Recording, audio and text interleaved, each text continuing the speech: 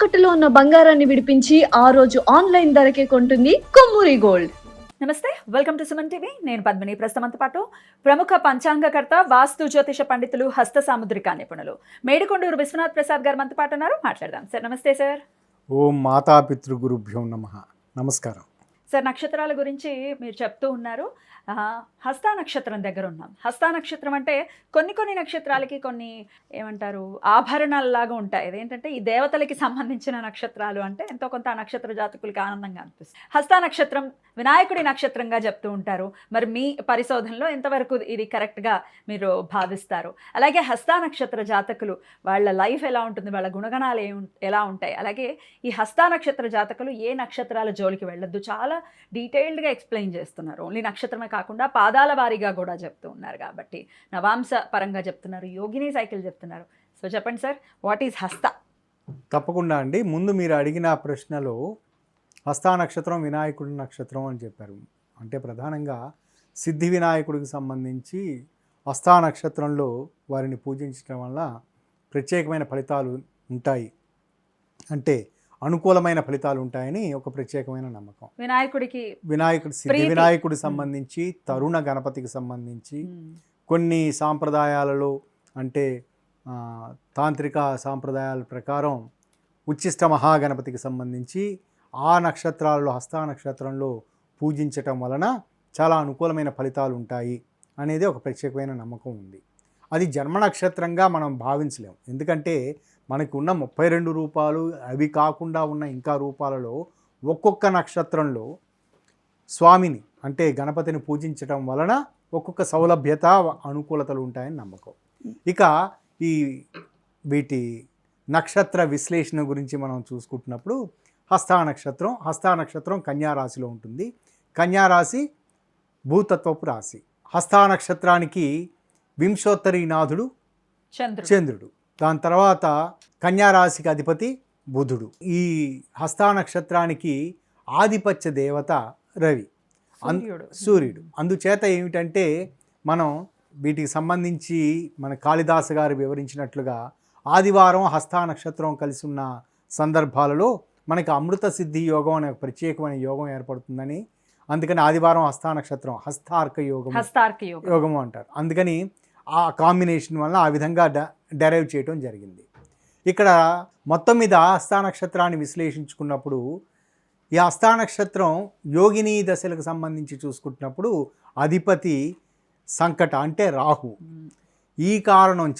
ప్రధానంగా ఈ కారణం చేత వీరికి సంబంధించిన విషయాలలో అంటే 4 పాదాలు ఏదైనప్పటికీ కామన్గా ఉండే ఫ్యాక్టర్ ఏమిటంటే ఆహారపు అలవాట్లు, జీర్ణ వ్యవస్థకు సంబంధించిన లోపాలు ఉండే అవకాశం ఉంటుంది.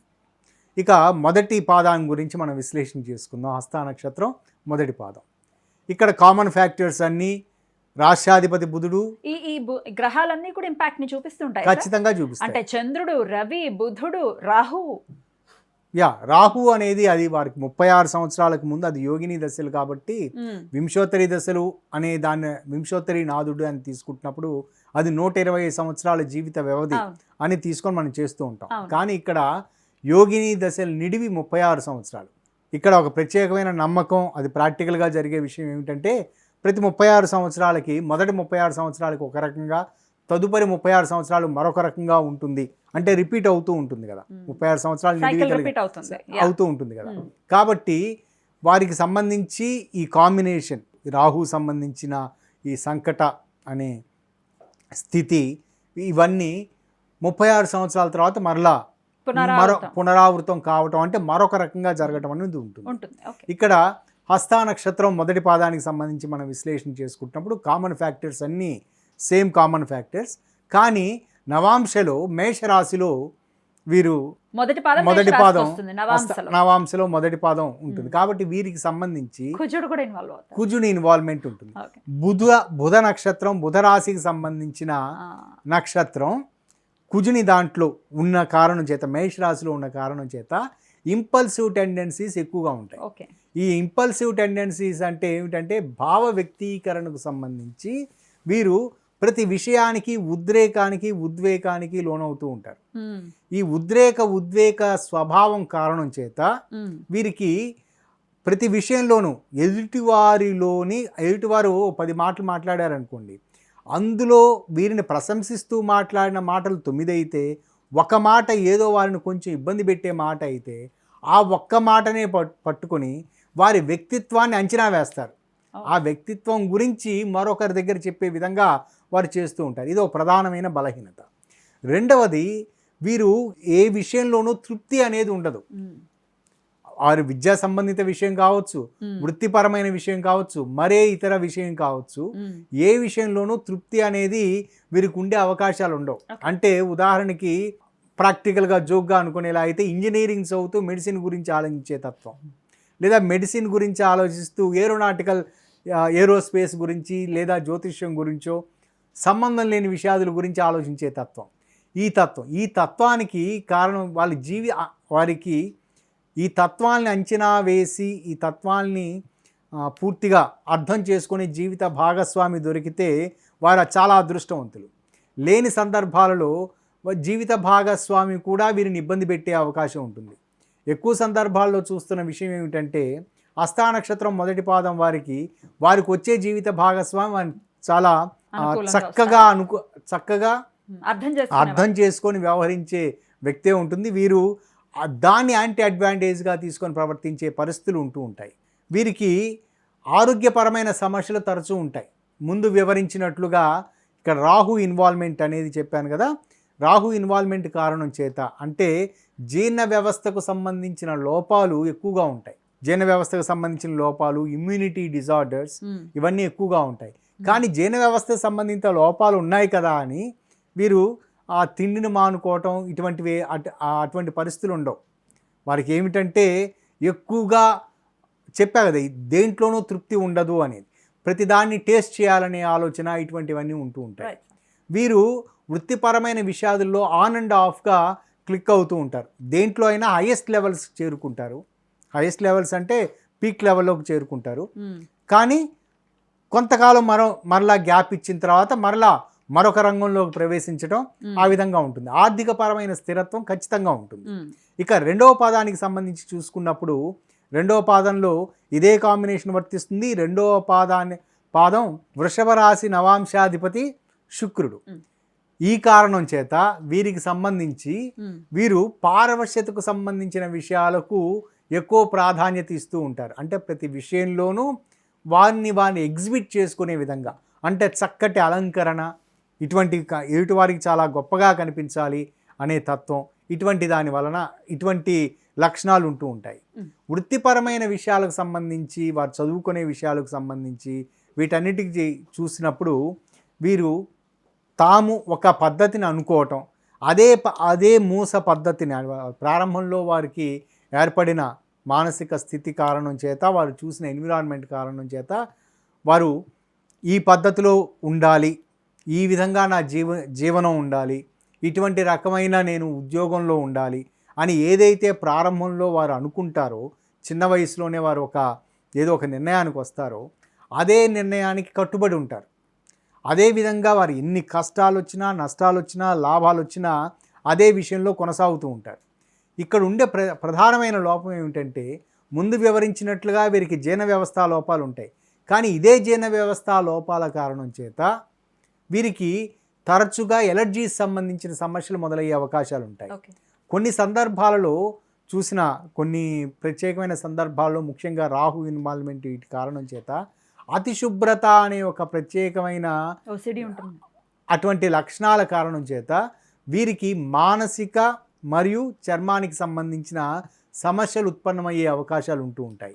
కాబట్టి వారు సహజంగా ఇటువంటి లక్షణాలు ఎదుర్కొంటున్న వారు ఉన్నట్లయితే వారి కుటుంబంలో వాళ్ళు పెద్దవారు జాగ్రత్తలు తీసుకుని వారికి సరైన విధంగా సైకలాజికల్ సపోర్ట్ ఇస్తూ సలహాలు ఇస్తూ ఉన్నప్పుడు క్రమంగా బయటపడతారు. లేని సందర్భాలలో వారు 36 సంవత్సరాల తర్వాత, వారి వయసు 36 సంవత్సరాల తర్వాత తీవ్రమైన మానసిక రుగ్మతలను ఎదుర్కొనే పరిస్థితులు ఉంటాయి. చిన్నప్పటి నుంచి కట్టడి చేసినప్పుడు వారికి ఇటువంటి సమస్యలు ఉండే అవకాశం ఉండదు. జీర్ణ వ్యవస్థ లోపాలు ఉండే పరిస్థితులు ఉంటాయి. మొదటి పాదంలో వివరించినట్లుగా వీరు ఎక్కువగా తినే అలవాటు అని చెప్పాను. కానీ రెండో పాదానికి సంబంధించి ఎక్కువగా తినని లక్షణాలు ఉంటాయి. ఎక్కువ తినరు, ఎక్కువ తినరు. వాళ్ళకు సెలెక్టివ్గా ఇది మాత్రమే తినాలి, ఇటువంటి మాత్రమే చేయాలి, పాదం మారిపోతే ఎన్ని డిఫరెన్సెస్ ఉంటాయి. ఇక మూడవ పాదానికి సంబంధించి చూసుకున్నప్పుడు కామన్ ఫ్యాక్టర్స్ ఇవి ఇట్లానే ఉన్నాయి. కానీ మూడవ పాదానికి నవాంశాధిపతి బుధుడయ్యాడు, అంటే మిథున రాశిలో మిథున నవాంశ అయింది. ఈ కారణం చేత ఇక్కడ లగ్నాధిపతి మరియు నవాంశాధిపతి అంటే చంద్రునికి సంబంధించి చంద్రుడున్న రాష్ట్రాధిపతి ప్లస్ నవాంశాధిపతి కూడా బుధుడయ్యాడు. ఈ కారణం చేత వీరికి సంబంధించిన విషయంలో ప్రతి విషయంలోనూ వీరు ఆడంబరాలు ఎక్కువ, వాక్ ఆడంబరాలు అంటే ప్రతి విషయంలోనూ గొప్పలు చెప్పడం అనేది ఉంటుంది.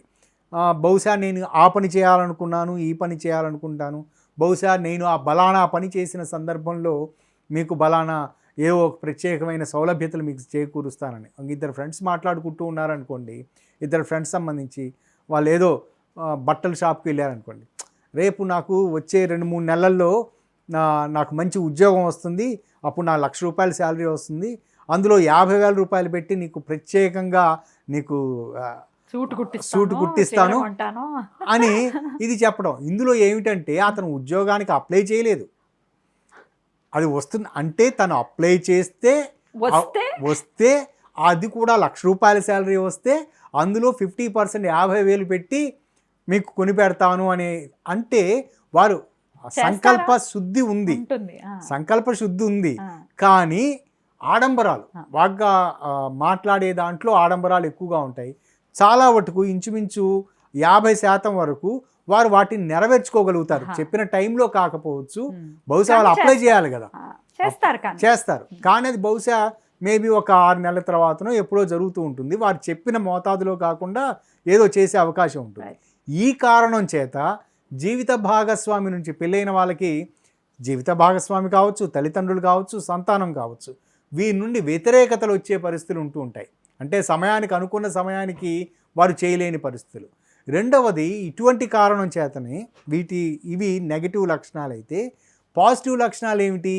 ఇటువంటివి ఎదుటివారికి భ్రమలకు గురి చేసి ఏదైనా అంటే ఇటువంటి వారి ఊహాజనితమైన విషయాలకు గురి చేసి ఇవ్వటం, అది మన సేల్స్ రిప్రజెంటేటివ్స్కి బాగా ఉపయోగపడుతూ ఉంటుంది, లేదా రియల్ ఎస్టేట్ రంగానికి సంబంధించిన వారికి ఉపయోగపడుతుంటుంది. మనం కొన్ని రియల్ ఎస్టేట్కి సంబంధించి చూస్తూ ఉంటాం, బయటికి అక్కడ ఇంత బిల్డింగ్ మొత్తం ఖాళీ స్థలం ఉంటుంది, ఇదిగో ఈ మూల పెద్ద బిల్డింగ్ వస్తుందండి, అక్కడ పెద్ద 100 feet రోడ్ వస్తుంది, ఇక్కడే హైవే వెళ్ళబోతుందని ఇదంతా చెప్తూ మనకి ఒక ఊహాలోకంలోకి వెళ్ళేటట్టు చేస్తారు. కాబట్టి ఇటువంటి ఈ మూడవ పాదానికి సంబంధించిన వారు ఇటువంటి రంగాలను అంటే బహుశా షో బిజినెస్ కావచ్చు, మార్కెటింగ్ రంగానికి సంబంధించింది కావచ్చు, అడ్వర్టైజింగ్ రంగానికి సంబంధించి కావచ్చు, వీరు గనక అందులో ప్రవేశించిన సందర్భాల్లో అనుకూలమైన ఫలితాలు ఉంటాయి. ఆరోగ్యపరమైన విషయాలకు సంబంధించి చూసుకుంటున్నప్పుడు వీరికి కంటికి సంబంధించిన సమస్యలు ఉత్పన్నమయ్యే అవకాశాలు, గొంతుకు సంబంధించి అంటే వోకల్ కార్డ్స్ సంబంధించిన సమస్యలు ఉండే అవకాశం ఉంటుంది.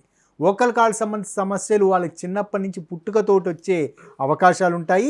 రెండవ సందర్భంలో వారు బహుశా ఎక్కువ గాయకులు, ఇటువంటి తత్వం గాయని గాయకులు లేదా డబ్బింగ్ ఆర్టిస్టులు, ఇటువంటి అంటే ఎక్కువగా శ్రమ పెట్టడం వలన గొంతుకి ఎక్కువగా శ్రమ ఇవ్వటం వలన వారికి ఇబ్బందులు ఎదురయ్యే అవకాశాలు ఉంటాయి. ఇక 4వ పాదానికి సంబంధించి చూసుకున్నప్పుడు కామన్ ఫ్యాక్టర్స్తో పాటుగా ఇక 4వ పాదం కర్కాటక నవాంశ అయింది. కర్కాటక నవాంశకి అధిపతి చంద్రుడు. ఈ కారణం చేత హస్తా నక్షత్రానికి అధిపతి వింశోత్తరీనాథుడు చంద్రుడు, కర్కాటక రాశిలో ఉండే దానికి అధిపతి చంద్రుడు. ఇక్కడ వీటి కారణం చేత వీరు మానసిక పరంగా ప్రతి విషయంలోనూ సున్నితత్వానికి లోనవుతూ ఉంటారు. ఈ సున్నితత్వం యొక్క ప్రభావం ఎలా ఉంటుందంటే, ఎదుటివారు ఏదైనా ఎక్కడైనా ఎవరైనా మాట్లాడుకుంటున్న సందర్భంలో తమను ఉద్దేశించే మాట్లాడుకుంటున్నారు అనే ఆలోచన వీరిని తరచూ బాధిస్తూ ఉంటుంది. బహుశా 2-3 కూర్చొని ఎక్కడో మాట్లాడుకుంటున్నారు అనుకోండి ఒక విషయం గురించి, దగ్గర బంధువులు మిత్రులు వీళ్ళు మాట్లాడుకుంటున్నారు అనుకోండి, అందులో వీరికి టాలీ అయ్యే వీరికి వీరికి సంబంధించిన ఒక విషయం వీరికి ఏదో అనిపించింది అనుకోండి, వెంటనే తర్వాత అడుగుతారు, నా గురించి ఏమిటి డిస్కస్ చేసుకుంటున్నారు, నా గురించే కదా. ఇది ఆత్మన్యూన్యతా భావానికి లోనయ్యే అవకాశాలు ఉంటాయి. లేదా ఏమిటి మా అన్నయ్యతో నువ్వేదో మాట్లాడుతున్నావు, ఏం చెప్పాడు నా గురించి మా అన్నయ్య నీకు అని ఇటువంటి పదాలు ఉంటాయి చూసారా. అసలు ఇబ్బంది మన- పెడతాయి కదా. ఇది అదేమిటంటే వారిని ఇబ్బంది పెడతాం వారికి అవతల వాళ్ళు అడిగిన కూడా వాళ్ళకి ఇబ్బంది పెడతాం కాదు, వాళ్ళ వీరు ఇబ్బంది పడతారు. రైట్. ఇది వీరు ఇటువంటి తత్వం కారణం చేత ఇదే ఇటువంటి మానసిక స్థితి సహజంగా బాగా ఉపయోగపడే రంగాలు ఏమిటి, పోలీస్ ఆఫీసర్స్ లేదా లాయర్ రంగానికి సంబంధించిన వారు, ఆరాలు తీయటం అంటారు చూసారా. ఇటువంటి కొంతమంది మనం చూస్తూ ఉంటాం, అది కేవలం బంధుమిత్రులే కాకపోవచ్చు, మనం సహజంగా బయట ఉండే వ్యక్తులను చూస్తూ ఉంటాం. మన ఇంటి బయట కూర్చొని ఉండి ఎవరో ఇంటికి వెళ్తూ ఉన్నారనుకోండి, ఆ వెళ్ళి వచ్చిన వాళ్ళని అంటారు, ఏంటి వాళ్ళ ఇంటికి వెళ్ళారు, వాళ్ళ ఇంట్లో ఏదన్నా విశేషమా, వాళ్ళ ఈ అరుగుల మీద కూర్చొని అరుగుల మీద మాట్లాడుకునే కూర్చొని వాళ్ళు మాట్లాడుతుంటారు. వారు ప్రత్యేకంగా ఉండే ఇదేంటంటే ఈ హస్త నక్షత్రం 4వ పాదానికి సంబంధించిన వారికి ఇది ఉండే. ఈ ప్రత్యేకమైన లక్షణం. క్యూరియాసిటీ ఎక్కువ ఉంటుంది. దీనివల్ల వాళ్ళు ఆ వీధిలోకి రావడానికి కొంతమంది భయపడతారు. ఏమన్నా మీ ఇంటికి వస్తున్నాను అంటే బయట వారు ఎవరో కూర్చొని ఉంటారు, ఆరాలు తీస్తారు. మొత్తం అడుగుతాను వాళ్ళ ఇంటికి ఎందుకు వెళ్ళారు, వాళ్ళ ఇంట్లో అందరూ బాగున్నారా, మీ ఇంట్లో బాగున్నారా అని అడుగుతూ ఉంటారు. రైట్. ఇది ఒక బలహీనత అవుతుంది. రైట్. కానీ ఇదే విషయం వారు వృత్తిపరమైన విషయాలలో తీసుకుంటున్నప్పుడు రైట్. పోలీస్ ఆఫీసర్స్ కావచ్చు, లాయర్స్ కావచ్చు, ఉపయోగపడుతుంది. లేదా ఫోరెన్సిక్ ఆడిట్ చేసే స్థితిలో ఉండేవాళ్ళు, చార్టెడ్ అకౌంటెంట్స్ కావచ్చు, ఇలాంటి వారికి ఇది వాళ్ళు బాగా రాణిస్తారు. Right. ఎక్కువ సందర్భాల్లో హస్త నక్షత్రం 4వ పాదం వారు ఇటువంటి వాటిల్లోకి వెళ్ళటం.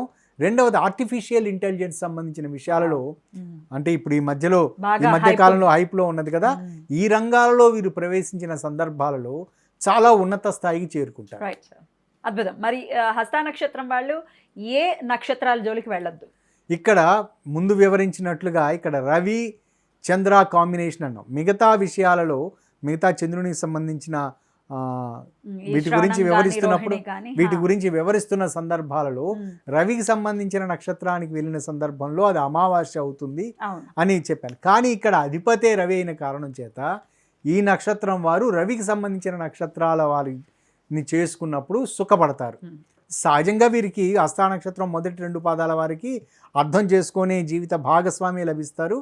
కానీ రవికి సంబంధించిన నక్షత్రం వారు వీరికి చక్కటి అనుకూలమైన జీవిత భాగస్వామి అవుతారు. రైట్. కానీ గురు నక్షత్రాలకు సంబంధించిన వారు వీరికి, అంటే ఇక్కడ కన్యా రాశికి 4వ సప్తమాధిపతి గురువు అయ్యాడు. గురువు సంబంధించిన నక్షత్రాలు మధ్యమ స్థాయి ఫలితాలను ఇస్తారు. వీరిని అర్థం చేసుకుంటారు, కానీ కొంచెం రిటార్డ్ కూడా ఇస్తూ ఉంటారు. కొంచెం ఎక్కువ వీరి నుంచి కొంచెం వ్యతిరేకత వచ్చిన సందర్భాల్లో. శని నక్షత్రాల వారు వీరి పరిపూర్ణంగా సహకారం ఇస్తారు. కానీ శుక్ర నక్షత్రం వారు అంత అనుకూలం కాదు. రైట్. ఏ ఆరాధన వీరికి బాగా యోగిస్తుంది జీవిత పర్యంతం చేసుకోవడానికి? రవికి సంబంధించిన శాంతి విధానాలు ఏదైనా ప్రతిరోజు ఆదిత్య హృదయం చదువుకోవటం, సూర్యపంజర స్తోత్రం చదువుకోవటం, వారికి శారీరక మంచి అనుకూలతల కొరకు సూర్య నమస్కారాలు ఇవి ప్రతిరోజు చేసుకోవటం అలవాటుగా చేసుకున్నప్పుడు అనుకూలంగా ఉంటుంది. మరొకటి రక్తచందనపు తిలక ధారణ, ఇది చాలా అనుకూలమైన ఫలితాలను ఇస్తుంది. చాలా అద్భుతంగా వివరించారు సార్. కృతజ్ఞతలు. నెక్స్ట్ వీడియోలో చిత్తా నక్షత్రం గురించి తెలుసుకుందాం. నమస్కారం సార్. నమస్కారం.